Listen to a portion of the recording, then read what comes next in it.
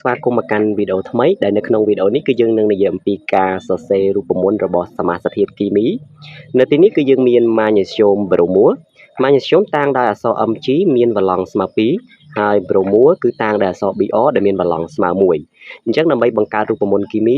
ធាតុទាំងពីរនេះត្រូវធ្វើការដូរវឡង់គ្នាទៅវិញទៅមកជាក់ស្ដែងទៅ Magnesium មានវឡង់2វានឹងរុញវឡង់2នេះទៅកាន់ Brom ហើយព្រមដែលមានវឡង់1វានឹងរុញ1នេះមកកាន់ Magnesium ដូច្នេះរូបមន្តដែលបង្កើតឡើងគឺត្រូវបានបង្កើតទៅជា Magnesium Mg ទទួលយកវឡង់1របស់ Brom បាទចំណែកឯ Brom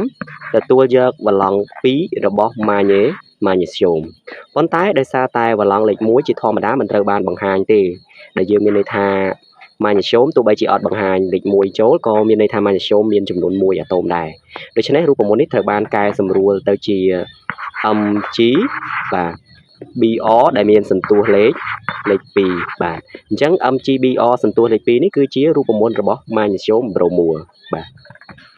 បន្តទៀតនេះគឺយើងមានរូបមន្ត Calcium bromure ដែលត្រូវលើកយកមកបង្ហាញ Calcium តាំងដោយអក្សរ Ca មានវឡង់ស្មើ2ហើយ bromure តាំងដោយអក្សរ Bo ដែលមានវឡង់ស្មើ1ដដែលដូច្នេះ Calcium វានឹងធ្វើការបោះបង់វឡង់វា2នេះទៅកាន់ bromure ហើយ bromure នឹងធ្វើការផ្ទេរវឡង់1នេះមកកាន់